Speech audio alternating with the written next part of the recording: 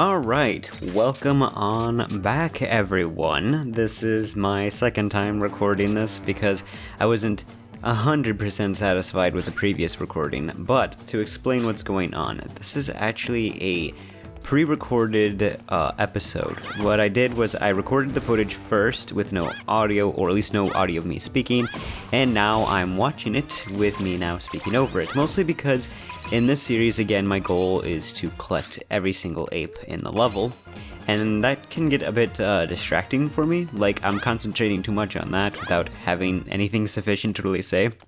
And plus, the way I had this set up before, I did rearrange my room so that way, if I did ever do any more audio recording when playing some games, it wouldn't be quite as cumbersome as it was before. But the way I was doing it before, I noticed that the previous few episodes, they had really bad audio. It didn't sound very good to me, at least. But here we are on to the 17th level, right? No, 18th. And this one's kind of like, I'm not quite sure if I'd say noir, but like action, crime, harbor one. I really don't know exactly how to pin down the theme specifically for this level, but it's an interesting one, and one that at first I didn't think I was going to like particularly much, because my memories of it before was that it was just okay, but had some moments of annoyance that I didn't appreciate. But when I was replaying the level, when capturing footage, it's much more simple than I originally remember, and it's genuinely more entertaining. It has a bit of a reference to the first Ape Escape and pulls off a sequence in this game, I think, better than the first one. I like Ape Escape 1, like I've said before, but not the biggest fan of it. It's definitely outshined by its sequels, I would say, as opposed to, say, the Spyro games. I think the first Spyro game actually holds up really, really well. First Ape Escape holds up well too, just the sequels are way better. And in terms of the Spyro games, Spyro 1 is just kind of its own beast that it really makes itself too distinct to really be, I don't know. I know there's a lot of people that like Spyro 2 the best. My favorite's the third one. But I quite like all three of those games a whole hell of a lot. Oh no. Oh good, killed him. So I get all that money. I mean, that's the, pro or con. Yeah, pro or con with the whole risk and reward, that's more of it. When it comes to those enemies, they'll steal a lot of your money, but if you hit you, but you hit them back before they flee, you'll be able to double that big time. And I just like how there's that section there with the cars and the suitcases full of money as if like some kind of drug deal or something like that went down. That's really charming. And you had the ape with the gun. I guess charming might not be the right word, but I find it very amusing. Okay, so basically the way this level works is you have these docks go in a circle, and at the center of it is a boat that also has this rotation aspect to it. And different parts of the docks leads to different one-off areas, and this is my least favorite of the one-off areas. I mentioned before I'm not really huge on the different machines in this game. The robot's fine, the car is cool in concept, but the execution, for me anyway, not the best. So this is my least favorite section. It's got a cool track layout, and I do want to show off some of that. Like, if the controls didn't annoy me, this would be really fun, because it's got good speed, and it has cool track layouts, honestly. I think I went through the whole thing almost on this one, just to show off most of it, just to be like, hey, see, it's really neat looking. I really like the city backdrop. That's a nice touch, a lot. But I hate the way these control, so trying to get the apes here is annoying. And I'm going to be cutting from when I actually get them. I messed up a few things in the whoa, Jesus. Ooh boy, that was insanity. Yeah, see, that's cool. You have a ramp there to get across the bridge. That's neat. It's just, it's a shame that oh yeah, as you can tell, my driving skills are on point in this game. It's no, Crash Team Racing or Mario Kart 8 Deluxe. Speaking of Crash Team Racing, that remake came out, which is probably the most justified remake, I would say, of all the recent old Sony license that got remakes. We have the Crash Insane Trilogy, which, you know, definitely helped add a few things that were neat. The time trials for the second and first game, being able to play with Coco, that's cool, and just making the first game have a less stupid and idiotic save system definitely is an improvement. And I'll get back on this topic later, because for now, I'm going to be cutting ahead from when I actually beat up these apes, because it's kind of a long and tedious ride. See you then. And this should be it. Come on. Okay, there we go. Okay, so before I get back on topic about the crash to insanity and stuff like that, to explain what I had wasted almost 4 minutes trying to do there, was trying to hit these stupid vehicles.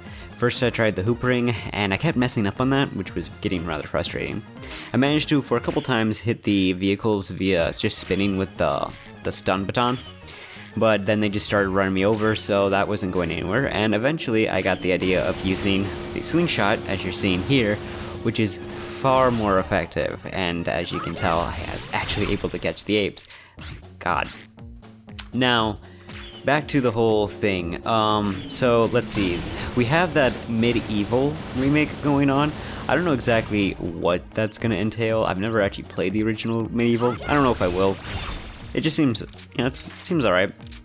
Then we had the Spyro Reignited Trilogy, which I was excited for, and it turned out to be just alright. You know, they didn't really add much to the game, which I feel like if you're going to do well, I guess that's a remaster, but I don't know. It kind of didn't. It was just okay. I have the originals, so I just sold it and kept the originals instead. I did 100% all 3 games. I even got a platinum trophy for the third game, because I managed to get like all but 4 just naturally by playing the game.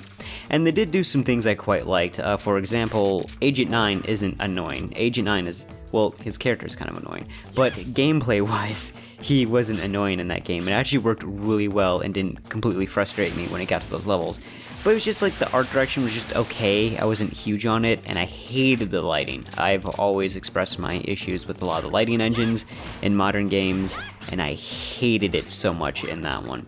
Particularly in the first Spyro game, because I was like, alright, how badly would I go back to replay these? So I started up another file of the first Spyro, the Dragon, on the Reignited Trilogy, and I was playing just fine on the first world, and then I got to the second world, and I was like, oh right, this one burns my eyes and it looks like shit. I hate it so much. And I was like, okay, that's enough for me to just be like, nope. Not to be completely negative, they're completely fine. They're very honest remakes of the original games, and if you don't have access to the very originals on the PlayStation, they're more than acceptable for people who haven't played them or want them and just want something that will definitely remind you of the original Spyro trilogy. But I just personally prefer the very actual originals on the PlayStation. Just to think, that was a lucky catch. But that Crash Team Racing one, that's quite the interesting. That's definitely, I would classify as a remake, because not only do you get to play as some characters that weren't in the original game, but also there's tracks from Nitro Kart, characters from Nitro Kart. That's really interesting, because Nitro Kart really isn't all too bad. I did a review on it. I didn't keep the game because I don't like it that much. When it comes to kart racing games with PlayStation 2, there are 2 that I'd really like. One for a particularly nostalgic reason, and it's genuinely fun. It's not the greatest in terms of its controls, but I do find it still be genuinely fun. And that's Cartoon Network Team Racing. That's a really fun game. Well, I don't think it's team, but they're team, well, at least in the name. But in the gameplay, it's definitely focused on teamwork. Kind of. You get 2 characters. It's a lot like Double Dash. That's a good way to put it. You have a driver and someone who is more of your support.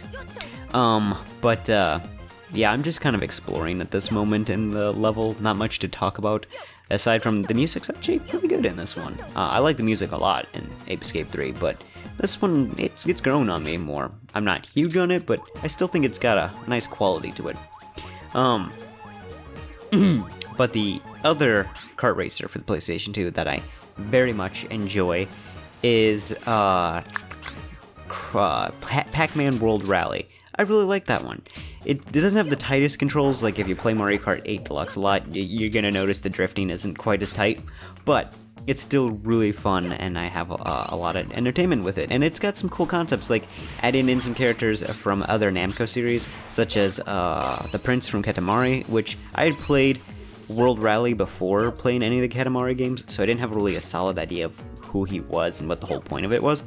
But now that I have played the Katamari games, and my favorite being We Love Katamari. Oh yeah, nice. Good thinking there, Micah. Or MCB. Sorry, that's my name, Micah. But I very much enjoy seeing the Prince in that game. That's really neat. I also like seeing some Dig Dug characters. The little tomato guy and the lizard dude. That's cool. And I like that there's a reference to the bosses from all three of the bosses from the Pac-Man World games are in there. You have Tuckman, you have Spooky, who's my favorite, and then you have what was it? Edward? I don't know. It was that really disgusting, awful-looking alien guy who's awful and stupid, and it was a bad design. I'm not a fan of Pac-Man World 3. I don't think it's particularly good. It's okay, but not worth your time to me. Instead, I've got it down to... Because I really sold a whole lot of games, because I just want more smaller personal libraries again. So I've got it down to, I think, let's see, there's 1, 2, 3, 4, 5, 6, 7, maybe 8. Yeah, that's about it. 8 games left, maybe. Possibly 9, I don't know, I'll have to kind of see what I think about Echo Knight. It's pretty short, so I might actually give it a shot. But, that's about it for the PS2. That's been right now I'm playing through some Tales of the Abyss and haven't gotten too far into it. It's been interesting. I'm not huge on Tales of Legendia. In fact, I hated that game. I did not like it at all. I didn't find its mechanics in terms of battle and the world map to be very fun or entertaining, and a lot of the characters annoyed me. But as for Tales of the Abyss, it's off to a much more interesting and better start. It certainly feels a lot smoother in comparison to me anyway. But then that's the Silent Hills 2, 3, and 4, and then the Fatal Frame games for certain. And then I'm kind of done exploring the PS2.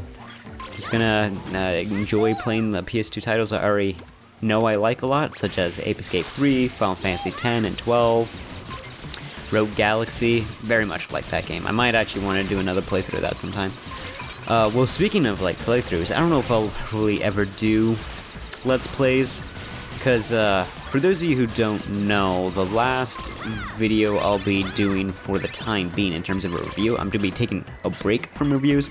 There might be 1 or 2 games that there are some kind of videos I do want to do. I'm just not going to be doing videos every other week anymore. It's just not going to be a scheduled thing. It's just going to be whenever I feel like it. So a video might come out like once a month, maybe 2 a month, maybe once every other month. It just kind of depends.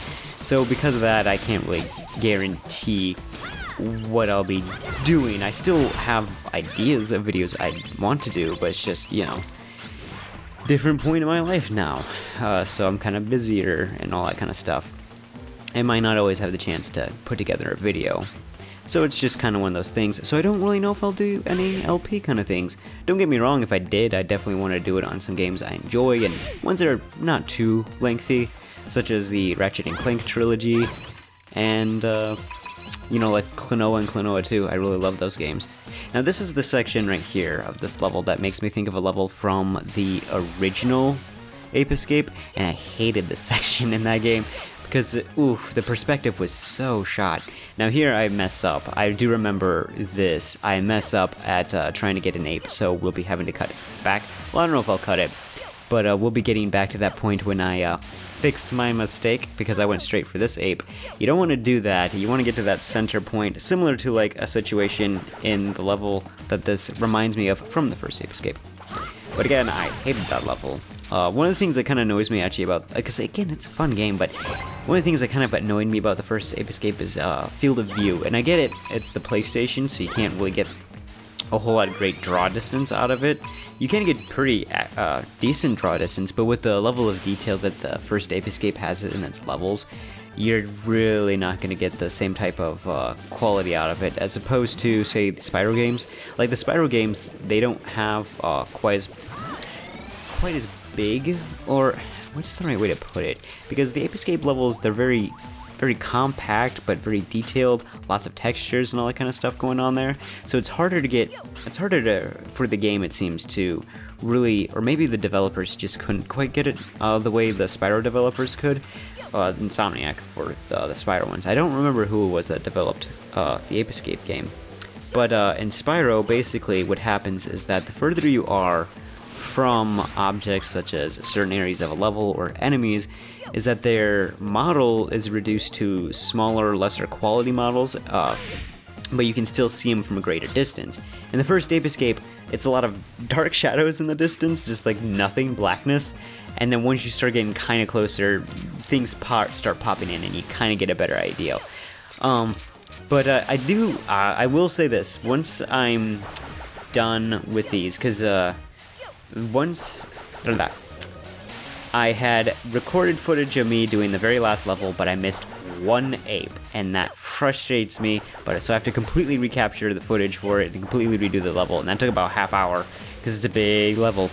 And that's why I'm doing these pre-recordings, because it'll just be a whole lot of nothing coming out of me that won't be very entertaining to sit down and watch or listen to, as opposed to me not having to concentrate as much as playing, but watching and commenting on things while still having a good sense of concentration for what I'm talking about. But, oh yeah, this part's a little poolish. I kind of about the water gadget you're given in this game. It's not that great. I feel like the 1 and 2 was better. But, I definitely do want to do those videos that I always had kept saying that once I finished with this series of Ape Escape 3 full complete levels, that I would do top 10s of my favorite levels from each of the Ape Escape games, and I'll definitely be working on that. I'm just going to try to get these going. So yeah, that's kind of the big change you're going to have to notice for this channel. Reviews are going to be going down. They won't be, they won't be going away. They won't be nearly as frequent, and they're going to be taking a break from. And a couple of the review style videos I want to do are just going to be based on certain small compilation things. For example, I want to do a video about collection games for the PlayStation 2, the ones that I currently have, such as the Sonic Mega Collection Plus, Capcom Classics Volumes 1 and 2, there's the Mega Man collections, stuff like that, because I think it's interesting, just kind of discuss a little bit about each of them, or at least the ones that I have, and mention ones that I don't have, but I do know of, and might be neat. For example, I believe there's a Samurai Shodown collection for the PlayStation 2. I don't have it, but I think that'd be kind of interesting. I've never played in the Samurai Shodown games, but I do know that there is a new one that came out not too long ago. We have a few rocket apes here. Ooh, sorry, I was gonna drink a water. I talk a lot during these, so my mouth gets dry. My mouth seems to dry up pretty quick, I don't know why. It's quite frustrating, especially when I was at work, because we're doing 10-hour days right now, and we were trying to figure out how to go about doing our tasks for the day, and I didn't get much chance to go get drink breaks, so I was quite thirsty a whole lot every like 2 hours. I was like, I just need a whole thing of water, please. I just finished off the rest of my water there. Now this is kind of a cool, I really like it when you do gears in platforming games. I don't know, I guess I first started off with the Super Mario 64 DS remake, and so to me, Tick-Tock Clock in that game, because they made a lot of things a bit easier in that one compared to the original Super Mario 64. But Tick-Tock Clock is actually still one of my favorite levels, because I did eventually go back and play the N64 version on the Wii. I bought it through the eShop. That was so close. And played it, and I kind of almost breezed through that game in just one day without, while talking to a friend. I just wasn't paying much attention, but still managed to get through it into the final Bowser fight. The Bowser fights in Super Mario 64 suck. I don't think there's very many people who will defend that. We have to spin him around and then just let him go and run into a bomb, and maybe. I know people have probably played the game a whole lot, definitely know the tricks to the trade and all the little bits there, but I haven't played that 64 version a whole lot, and I didn't even really like it much in the DS version either. In fact, I would go back to fight like those new bosses, like the big King Boo, there's that giant ice bully, and oh yeah, King Boo. Oh no, Goomba. Goomba was that other one. So yeah, I went back to fight them quite a few times just because they were entertaining, and I like playing with different characters, except for Wario. I thought it'd be funny to see like, hey, Wario's super strong, how would it be if I went to take on the King Ba-Bomb with him? Don't do it. He chucks that Ba-Bomb so freaking far that no matter what, it's always gonna fall. He's always gonna go all the way flying off, and it's not gonna count as a hit, and he'll always be like, hey, that's cheating, don't do that. It was kind of annoying. So I don't play as Wario too much. I like playing as Yoshi though. That was a lot of fun to me, because I really like the Yoshi creature. I think he's super cute. Yeah, beat that thing up. But yeah, TikTok Clock, and I found out that people apparently don't like TikTok Clock, that they find that level kind of obnoxious and annoying, and I can understand why, but I don't know, to me it's still a lot of fun. I think the concept's really cool, and I like that they did it. I like that they did something similar to that in Vex, that slightly lesser known PS2 collectathon platformer. It's really cool. It's also on the GameCube. Yeah, I didn't get the positioning of these fires very well. Like, I was hoping they'd go down further. They don't. So that was rather obnoxious. I think this is the Terminator fight? No, maybe not. There's an ape in here who's meant to look a lot like the Terminator. Or at least, you know, when he has the biker jacket and the sunglasses on. Nope, that's just a shiny Pete. I love that. Not a lot of the apes have those kind of names. Ape Escape 2 did better with the names, in my opinion. I'm sure these are, like, not really localized Japanese names, and they might mean something that I'm just not aware of, to more puns and fun little names like that.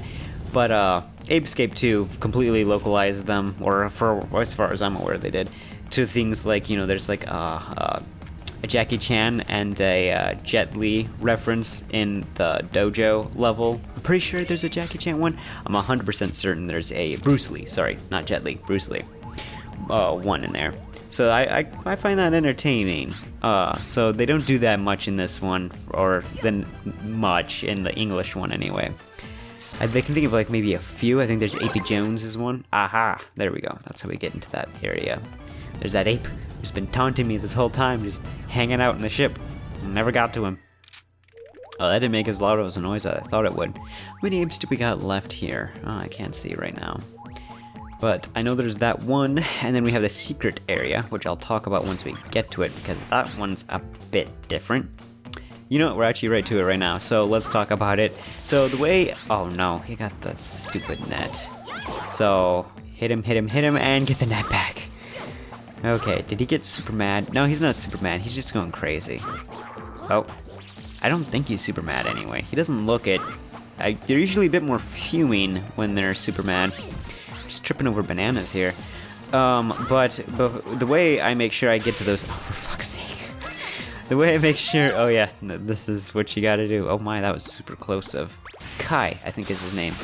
Oh, we're going with Genie. I think I was trying to get the Wild West kid, but the Genie works too, because he can shoot his net, which is helpful. Like that. But, so you go to this photo booth in the hub area, and that'll have these special photos that will show you basically where to expect to find these secret doors. And the photo for this one shows it in more of a grassy area, like there's supposed to be grass down here with all these bananas. Not here in this level for whatever reason, but in the picture there was, so that's what confused me. I was like, oh, maybe it's here? Oh, we got, I think that said 8 or 9 apes left. I'm sorry, I missed it. But, this gunner guy, he's fuming. There we go, yeah. Yeah, I landed on that. But it doesn't matter if you die, because lives don't mean anything in free play mode, as we've discovered. I like that poster of the ape just kind of chilling out on the docks in his like little sailor looking outfit with his knee up. Man, these are deadly apes. Bulgy? I don't know. Gibdon. Okay. There's still one more in here. Yeah, there we go. He's the sailor guy. Oh, I wish I could backflip like that. That was awesome. Okay. So, we got 4 apes left. Alright, so yeah, it was 8. And of course, just doing some exploring in these little areas. That's one of my favorite things about 3D platformers, is when the levels are, they give you plenty of stuff to kind of look around in and do. Like Super Mario Sunshine has a bit of that. It doesn't have it to the greatest extent. I definitely understand people's criticisms towards Sunshine, and I can empathize with them, and I can't really defend certain decisions very well, as it does have its issues. Its biggest issue to me is that you have to get the 7th shine of every level in order to get to the final boss. That's so stupid. They should have kept it with the Super Mario 64 style. But then again, I guess there's other games that do that too. Like, you have to play every level in Spyro 3 to get onto the main story, and you have to get at least every talisman and basically play every level a little bit in Spyro 2. So, I just kind of wish more games were like Spyro 1 and the original Super Mario 64, and let's see, other ones I like that do that would be where we can just collect whatever you want to continue on, and you don't have to collect specific things all the damn time. Vex is another game that does that, and one of my favorites, SpongeBob SquarePants Battle for Bikini Bottom. I said that poorly, but Battle for Bikini Bottom, which is getting a remake. Like a full-on remake, I would say, because it's not just like enhancement. For example, the Shadow of the Colossus one, which does not interest me that much, and I'll explain why maybe in the next LP video. But that SpongeBob one, that seems cool. They're gonna add sections that weren't in the original game.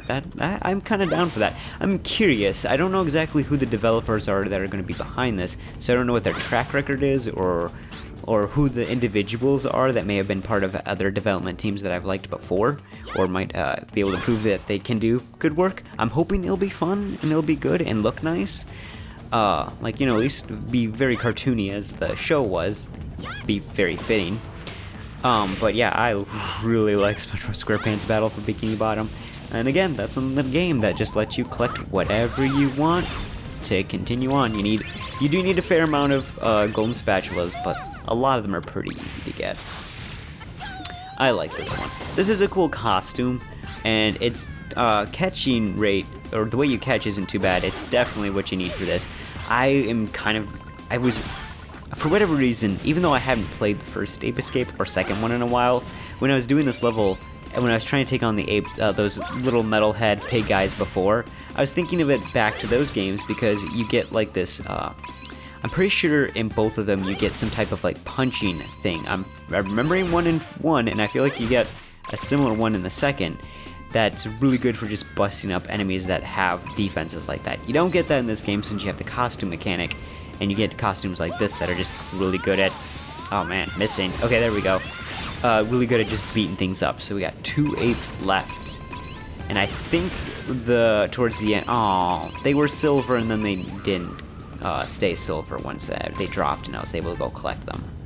I really like that aspect that they multiply. That's cool. These aren't too important either, since it seems, ooh, that was close. Got lucky there. Here we go. There's the Terminator Ape. That's what we were looking for.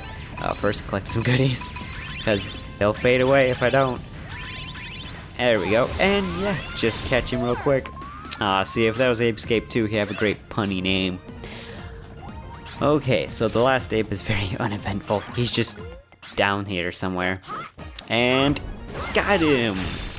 There we go! Okay, so that's all the apes for this dock level, I guess you could say. I forget what it's called again. Sorry for the high pitchedness in my voice there. That doesn't happen too often. But yeah, that was that, and I'll see you guys next time.